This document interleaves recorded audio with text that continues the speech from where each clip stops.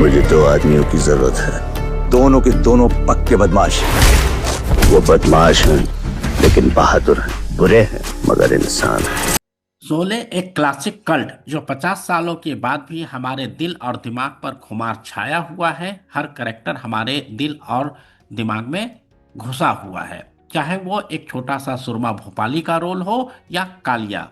और गब्बर सिंह की तो बात ही कुछ और है, और ठाकुर या जय और बीरी जिसकी हम दोस्ती की मिसाल देते हैं। तो आज हम इसी फिल्म से रिलेटेड कुछ अनटच पहलू पर बात करेंगे, और ये फिल्म 2025 में दोबारा क्यों रिलीज हो रही है और इस रिलीज का क्या मतलब है, इस पर भी हम आपके साथ शेयर करेंगे। शोले सबसे पहले 15 अगस्त 1975 को रिलीज हुआ, और इस समय इमरजेंसी लगा हुआ था।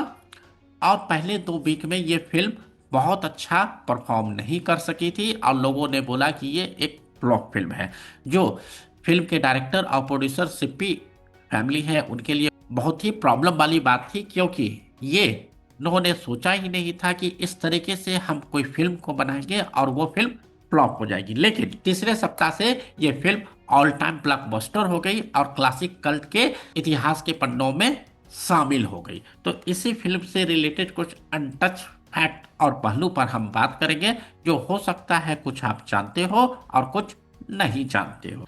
ये फिल्म एक ऐसा फ्रेम है जहां पर इस फिल्म के जो मेल कैरेक्टर है वो चारों एक फ्रेम में आया, चाहे वो संजीव कुमार हो, धर्मेंद्र हो, अमजद खान हो या अमिताभ बच्चन। जो सबसे इंटरेस्टिंग जो बात है कि आज इस फ्रेम में दिखने वाले मेल कैरेक्टर और फिल्म में जो इन मेल कैरेक्टर को किरदार को दिखाया गया है, उसका एक इंटरेस्टिंग फैक्ट आपके सामने डिस्क्लोज करना चाहता हूं कि फिल्म में जिस जिस मेल कैरेक्टर को मारा गया या मरते हुए दिखाया गया, आज वो इस दुनिया में नहीं है, इस दुनिया में है। और जो कैरेक्टर, जो किरदार उस फिल्म में जिंदा थे, आज हमारे साथ नहीं है।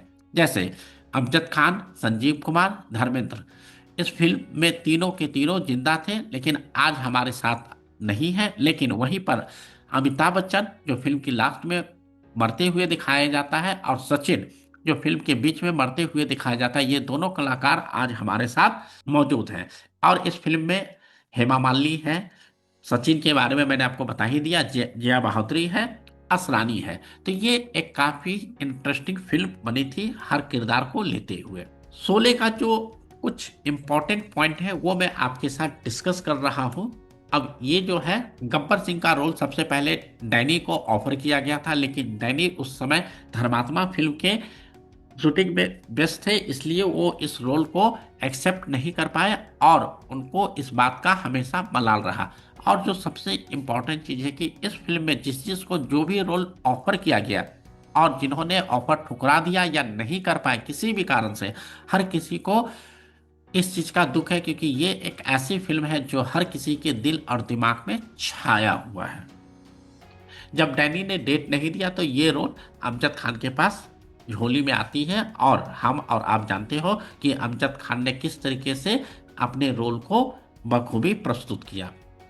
ठाकुर, ठाकुर का रोल सबको पता है संजीव कुमार ने किया, लेकिन ये रोल सबसे पहले प्राण साहब को ऑफर किया गया था, लेकिन प्राण साहब ने मना कर दिया। फिर ये रोल दिलीप कुमार को ऑफर किया गया, और एक इंटरव्यू में दिलीप कुमार ने इस बात को एक्सेप्ट किया कि इस ऑफर को टर्न डाउन करने के लिए वो जिंदगी भर के लिए उनके दिल में मलाल है।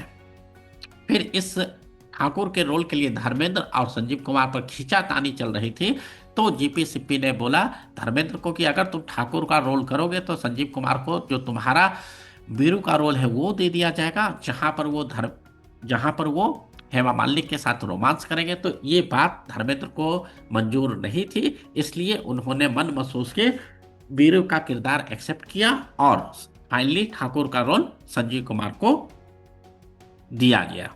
जय का रोल सबसे पहले शत्रुघ्न सिन्हा को ऑफर किया गया था, लेकिन डेट्स के कुछ इश्यूज चल रहे थे। फिर सलीम जावेद और धर्मेंद्र के परामर्श से इस फिल्म में जय के जगह पर रोल में शत्रुघ्न सिन्हा के जगह पर अमिताभ बच्चन का आगमन होता है। और जो सबसे इंटरेस्टिंग बात है कि इस फिल्म को सिर्फ एक फिल्म फेयर अवार्ड मिला। आप ये सोचो कि इसका हर किरदार आपके और हमारे दिमाग में छाया हुआ है, इसके बावजूद सिर्फ एक अवार्ड मिला। तो ये भी अपने आप में एक दर्शाता है कि किस तरीके से फिल्म इंडस्ट्री काम करती है। ये 3 बार रिलीज हुआ, 1975 में सबसे पहले जो इसका ओरिजिनल डेट था, फिर 2004 में इसको रीमिक्स किया गया कलर और डॉल्बी साउंड के साथ, जहां पर 3D में भी फिल्म आई थी, और उसके बाद 2025 में कुछ और मिक्सिंग किया गया। और जो सबसे इम्पोर्टेंट चीज़ है कि 2005 में वो सीन डाला गया जो फिल्माया तो गया था, लेकिन सेंसर बोर्ड के कारण इस सीन को हटा दिया गया था।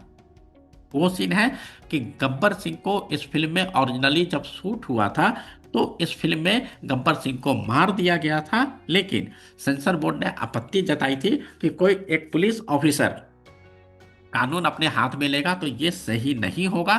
तो अब जब आप 2025 के वर्जन पर आप देखोगे तो यहाँ पर गब्बर सिंह को मारते हुए दिखाया गया है, जिसमें ठाकुर जो संजीव कुमार है वो गब्बर सिंह को मौत के घाट उतार देते हैं। और इससे पहले किस वर्जन में आपने ये देखा था कि गब्बर सिंह अपने हथेली पर एक स्लैप करता है या हाथ पर हाथ रखता है और चींटी को मारता है, और उसके बाद अगला सीन आता है कि सचिन का सब गांव में आ गया। लेकिन इस बार आपको यह दिखाया जाएगा कि सचिन को किस तरीके से बेरहमी से मारा गया। तो दोस्तों, आप इस फिल्म को हॉल में देखें और इस तरीके के इंटरेस्टिंग फैक्ट के लिए आप हमारे चैनल के साथ बने रहें।